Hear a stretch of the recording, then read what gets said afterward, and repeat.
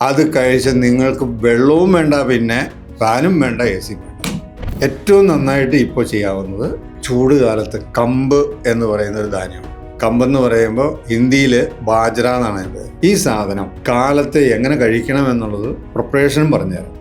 ക്യാൻസറിനെ മാറ്റാൻ പറ്റിയ യോഗ്യതയുള്ള ഒരു ധാന്യമാണ് കമ്പ്. അതിൻ്റെ അടുത്ത താഴെയുള്ളതാണ് വറക് എന്ന് പറയുന്നത്. വറകല്ലേ, വിറകല്ല, വറക്. വറക്. ആ വറകിൻ്റെ ഉച്ചയ്ക്ക് ഊണ് കഴിക്കാം. തലയുടെ സർബത്തിൽ വെള്ളമൊഴിച്ച് നിങ്ങൾ 2 നേരം 3 നേരം കുളിച്ച് കഴിഞ്ഞാൽ തന്നെ ഇപ്പോൾ പലരും പറയുന്നത് തിന എന്ന് പറയുന്ന ഒരു ധാന്യം ഗർഭിണികൾക്കും കുഞ്ഞുങ്ങൾക്കും കൊടുക്കാമെന്നൊക്കെ പറഞ്ഞ് പഠിപ്പിക്കുന്നുണ്ട്. എൻ്റെ പൊന്ന് ശ്രോതാക്കളെ, ആ തെനയൊക്കെ കഴിച്ചു കഴിഞ്ഞാൽ ചൂടാണ്, കൊടും ചൂട്. എ സി ഇട്ടാലും വേർക്കുന്ന അവസ്ഥ, പുറത്തിറങ്ങാൻ പറ്റുന്നില്ല, വാഹനങ്ങളിൽ യാത്ര ചെയ്യാൻ പറ്റുന്നില്ല. പക്ഷേ മനുഷ്യരുടെ നിവൃത്തികേട് കൊണ്ട് പുറത്തിറങ്ങാതിരിക്കാൻ പറ്റുന്നില്ല. സെൽഫ് ലോക്ക്ഡൗൺ ഗവൺമെൻറ് തന്നെ നിർദ്ദേശിച്ചിരിക്കുന്നു. രാവിലെ 11 മണിക്കും വൈകിട്ട് 3 മണിക്കും ഇടയിൽ പുറത്തിറങ്ങാതിരിക്കാൻ നിർദ്ദേശിക്കുന്നു. ജോലിക്കാർ ജോലി ചെയ്യരുതെന്ന് പറയുന്നു. നമുക്ക് പൂർണ്ണമായും ജോലി ചെയ്യാതിരിക്കാൻ പറ്റുന്നില്ല, പുറത്തിറങ്ങാതിരിക്കാൻ പറ്റുന്നില്ല. എന്ത് ഭക്ഷണക്രമത്തിലൂടെ നമുക്ക് ഈ ചൂട് കുറയ്ക്കാൻ കഴിയും? വളരെ പ്രധാനമായിട്ടും ഇന്നിപ്പോൾ നമ്മളെ പഠിപ്പിച്ചു കൊടുക്കുന്നത് മോരും വെള്ളം കുടിക്കണം, നാരങ്ങാ വെള്ളം കുടിക്കണം, തണ്ണിമത്തം കഴിക്കണം എന്നൊക്കെ, മറ്റേ മുന്തിരി ജ്യൂസ്, ഇങ്ങനെയുള്ള കാര്യങ്ങളൊക്കെ ജനറലായിട്ട് പറയുന്നുണ്ടെങ്കിലും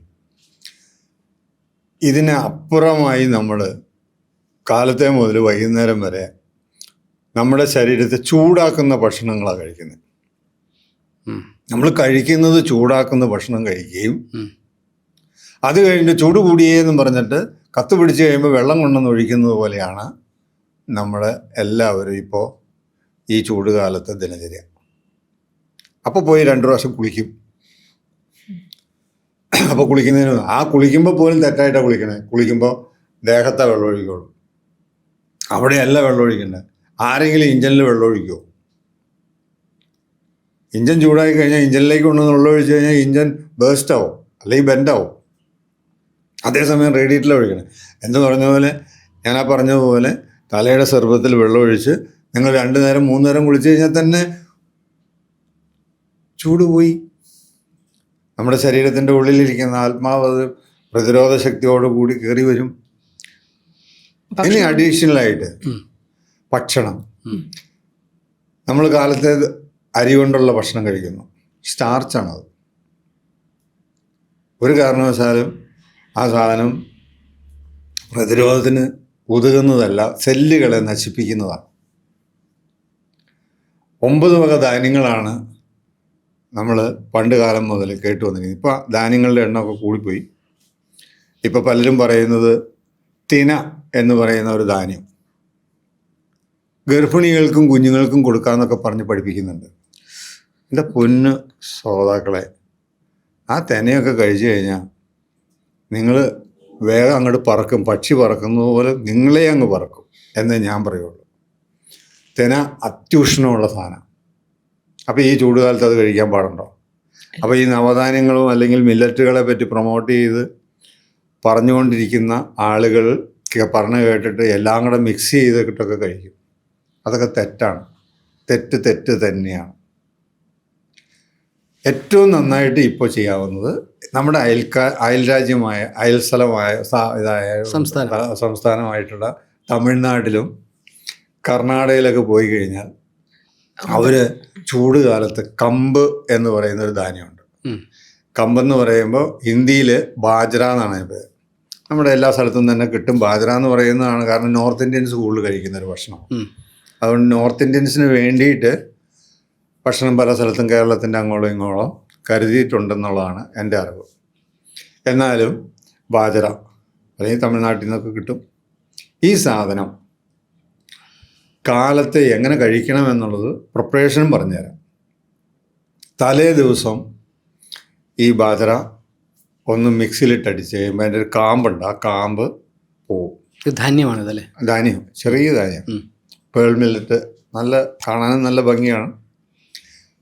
എന്നിട്ട് ആ കാമ്പ് കളഞ്ഞിട്ട് നല്ല പ്രഷർ കുക്കറിൽ വെച്ച് നന്നായിട്ട് വേവിക്കണം. അത് നന്നായിട്ട് വേവണം. വെന്ത് കുഴഞ്ഞാലും നല്ലതാണ്. എന്ത് കുഴയുന്നതാണ് കുറച്ചും കൂടെ നല്ലതെന്ന് പറയാം. എന്നിട്ട് അതെടുത്ത് ഒരു ഉപയോഗിച്ചിട്ടുള്ള ഒരു മൺകലത്തിൽ അതിലേക്ക് മാറ്റണം. അതിലേക്ക് മാറ്റിയിട്ട് അതിൻ്റെ അകത്ത് ഒരു ആ എത്ര ക്വാണ്ടിറ്റി എടുത്തിട്ടുണ്ടോ അതിനനുസരിച്ചിട്ടുള്ള ഈക്വേഷനിൽ ചുവന്നുള്ളിയും കരിവേപ്പിലയും അരിഞ്ഞ് അതിലിടണം. എന്നിട്ട് അതിൻ്റെ ലെവലിൽ വെള്ളം ഒഴിച്ച് വെക്കണം. ഒത്തിരി വെള്ളം വേണ്ട, അതിൻ്റെ ലെവലിൽ എത്ര ക്വാണ്ടിറ്റി ഉണ്ടോ അതിൻ്റെ ലെവലിൽ കുറച്ച് നിൽക്കുന്ന രീതിയിൽ. നമ്മൾ പഴങ്കഞ്ഞി വെക്കുന്ന പോലെ, പഴങ്കഞ്ഞി വെക്കുന്ന പോലെ അല്ലേ? പഴങ്കഞ്ഞി വെക്കുന്ന പോലെ അത് വെച്ചിട്ട് തലേ ദിവസം വയ്ക്കുക. രാവിലത്തെ ഭക്ഷണം അത് കഴിക്കുമ്പോൾ വേണമെങ്കിൽ കുറച്ച് മോരോ തൈരോ അല്ലെങ്കിൽ കൊണ്ടാട്ടമുളകൊക്കെ ഇല്ലേ അതൊക്കെ വറുത്തിട്ട് അതും ഇതും കൂടെ ചേർത്തി, എൻ്റെ വായലിപ്പോൾ പറയുമ്പോൾ പോലും പഴങ്കഞ്ഞി കുടിക്കുന്ന പോലെ പഴങ്കഞ്ഞി കുടിക്കുന്നു. അത് കഴിച്ച് നിങ്ങൾക്ക് വെള്ളവും വേണ്ട, പിന്നെ ഫാനും വേണ്ട, എ സിയും വേണ്ട. ശരി, കൂളൻ്റാണ്. നമ്മുടെ ഭാഗം കൂളൻ്റായി. ക്യാൻസറിനെ മാറ്റാൻ പറ്റിയ യോഗ്യതയുള്ള ഒരു ധാന്യമാണ് കമ്പ്. ഈ ക്യാൻസർ എന്ന് പറയുന്ന അത്യുഷ്ണത്തിൻ്റെ ഭാഗമാണ് ക്യാൻസർ. അപ്പോൾ അതിൽ ചിലർക്കൊക്കെ സിസ്റ്റ് ഉണ്ടാവുക. ഇതൊക്കെ കഴിച്ചുകൊണ്ടിരുന്ന ഈ സിസ്റ്റൊന്നും ഉണ്ടാവില്ല. സ്ത്രീകൾ ആഴ്ചയിൽ 2-3 പ്രാവശ്യമെങ്കിലും ഇത് കഴിക്കുന്നത് അവരുടെ ഹോർമോണിനെയും അവരുടെ മാനസികമായ നിലപാടിനെയൊക്കെ ഒന്ന് തണുപ്പിച്ച് കൂളൻ്റാക്കും. ചൂട് കാലത്താണ് ഇത്. തണുപ്പ് കാലത്ത് കഴിച്ചാൽ തണുപ്പ് കാലത്ത് കഴിച്ചു കഴിഞ്ഞാൽ തണുപ്പ് കഫമുള്ള ആളാണെങ്കിൽ തണുപ്പ് പെട്ടെന്ന് അടിക്കും. അതേ സമയത്ത് പിത്തക്കാർക്കൊക്കെ ആണെങ്കിൽ സുഖം, ഏത് കാലത്തും കഴിക്കും. അതുകൂടാതെ ഒന്നുകൂടെ ഉണ്ട്, ഇത് ദ ടോപ്പ് മോസ്റ്റ് സാധനം. അതിൻ്റെ അടുത്ത് താഴെയുള്ളതാണ് വറക് എന്ന് പറയുന്നത്. അപ്പം ഞാൻ പണ്ട് കാലത്തൊക്കെ ഇങ്ങനെ വറകും കമ്പും കഴിക്കണമെന്ന് പറയും. അപ്പോൾ പെണ്ണുങ്ങൾ ഏത് മരത്തിൻ്റെ കമ്പും വെറുതെ വൈദ്യുതിക്ക് പറയുമെന്ന് ചോദിച്ചിട്ടുണ്ട്. കാരണം ധാന്യങ്ങളെ പറ്റിയിട്ട് അറിയാൻ പാടില്ലാത്തതുകൊണ്ടാണ്. ഇതൊക്കെ ധാന്യങ്ങളാണ്. വറകല്ലേ, വിറകല്ല, വറക്. വറക്. ആ വിറകിൻ്റെ ഉച്ചയ്ക്ക് ഊണ് കഴിക്കാം. നമ്മൾ സാധാരണ പൊന്നിയരിയൊക്കെ വെച്ച് കഴിക്കുന്ന പോലെ അത് വെച്ചിട്ട് ചോറ് കഴിക്കുക. അതിൻ്റെ കൂടെ നമുക്ക് ഇഷ്ടംപോലെ കറികളൊക്കെ ചേർക്കാം. പക്ഷേ ഈ ചൂടുകാലമായതുകൊണ്ട് കോഴി, പച്ചരി, സാമ്പാർ പരിപ്പ്, മുരിങ്ങക്കായ, ഇതൊന്നും മുട്ട, കോഴിമുട്ട കഴിക്കരുത്. ചൂടുകാലം പോട്ടെ, ചൂടുകാലം പോട്ടെ. അതിന് പകരം താറാവ് മുട്ട കഴിക്കാം. അനാറെന്ന് പറയുന്ന മാതള നാരങ്ങ ഉണ്ടല്ലോ, അതിൻ്റെ ജ്യൂസ് അടിച്ച് കുടിക്കുക. മനസ്സിലായോ? ഈ കമ്പ് കഴിച്ചാൽ തന്നെ നമുക്ക് ഒരു ദിവസം ഫുൾ ടാങ്ക് പെട്രോൾ അടിച്ച മാതിരി തന്നെയാണ്. ഈ ചൂടിൻ്റെതായ ക്ഷീണം പോലും ഇല്ലാതെ ഒന്നും ഉണ്ടാവില്ല. ആന്ധ്രാപ്രദേശ് ഭാഗങ്ങളിലൊക്കെ ഈ അടുത്ത കാലത്ത് ഈ ചൂട് പ്രതിരോധിക്കാൻ വേണ്ടിയിട്ട് അമ്പാലി എന്നൊരു ഡ്രിങ്കിനെ കുറിച്ച് പറയുന്നുണ്ട്. റാഗി വെച്ചുണ്ടാക്കുന്ന. തലേന്ന് റാഗി നമ്മളിങ്ങനെ അല്ല, റാഗിയില് ഫൈബറിന്റെ കണ്ടന്റ് എന്നുള്ളതാണ്. പക്ഷെ നവധാന്യങ്ങളില് ഓരോ ധാന്യങ്ങളും മനുഷ്യന്റെ ശരീരത്തിന് അനുയോജ്യമായിട്ടുള്ള സാധനങ്ങളാണ്. അതുകൊണ്ടാണ് ഞാൻ എടുത്തു പറയാൻ കാരണം, തെന നവധാന്യങ്ങളിൽപ്പെട്ടതാണ്. അത് ചൂട് കൂടുതലാണ്. അത് ഹാർട്ട് ബ്ലോക്ക് ഉള്ളവർക്ക് കഴിക്കാം. അല്ലാത്തവർ കഴിച്ചാൽ ക്യാൻസറോ അല്ലെങ്കിൽ ലുക്കൂമിയ പോലുള്ള രോഗങ്ങളൊക്കെ ഉണ്ടെങ്കിൽ പെട്ടെന്ന് അതിനെ ആളെ കൊല്ലാം. അതുപോലെ തന്നെ ചോളം കഴിക്കരുത്, മഞ്ഞച്ചോളം കഴിക്കരുത്, വെള്ളച്ചോളം കഴിക്കരുത്. ചൂടാണത്. അപ്പോൾ ഇതിൻ്റെ അകത്ത് 2 ഗ്രൂപ്പുണ്ട്. ഒന്ന് നമ്മുടെ ശരീരത്തിനെ തണുപ്പിക്കാനും ഒന്ന് നമ്മുടെ ശരീരത്തിനെ ചൂടാക്കാനും. ഒന്ന് ഫൈബറുണ്ട്, നമ്മുടെ ഞരമ്പുകളെ ബലപ്പെടുത്തുന്നത്, അതാണ് റാഗി. മറ്റതെല്ലാം ഇതിനെ മനസ്സിലാക്കി ചെയ്യേണ്ട കാര്യങ്ങളാണ്. ഇതിൽ ഏറ്റവും ബെസ്റ്റ് റാഗിയാണ്. റാഗി ഏത് കാലാവസ്ഥയിലും കഴിക്കാം, ഏത് കാലാവസ്ഥയ്ക്കും. അതേ സമയത്ത് ഈ എല്ലാവരും പറഞ്ഞ് ഒരു തെറ്റായ ധാരണ പോയിട്ടുണ്ട്, റാഗി കഴിച്ചാൽ കഫം ഉണ്ടാവുന്നു. അതിന്റെ കാരണം പാല് ചേർക്കുന്നതുകൊണ്ടാണ്. തൈര്, മോര്, പാല്. അതിൻ്റെ കൂടെ ചൂടിനെ ചേർക്കുന്നതും തണുപ്പിനെ ചേർക്കുന്നതും രണ്ടും രണ്ടാണ്. റാഗിയുടെ കൂടെ തേങ്ങാപ്പാൽ ചേർത്തിക്കോ, നല്ല രുചിയാണ്, ഹെൽത്തിയാണ്. അതിനകത്ത് ചേരുമ്പടി ചേരാത്ത പല സാധനങ്ങളും നമ്മൾ ചേർത്തിക്കൊണ്ടാണ് എല്ലാവരും, ഓരോ ഡയറ്റീഷ്യൻസും പറഞ്ഞ് മനസ്സിലാക്കി കൊടുക്കുന്നത് അത് തെറ്റാണ്. അപ്പോൾ തേങ്ങാപ്പാലിൽ റാഗി ഉണ്ടാക്കി കഴിക്കുന്നതാണ് ഏറ്റവും ബെസ്റ്റ്. ഏറ്റവും നല്ലത്. ഒരുമാതിരിപ്പെട്ട തേങ്ങാപ്പാൽ തന്നെ ഹെൽത്തി അല്ലേ?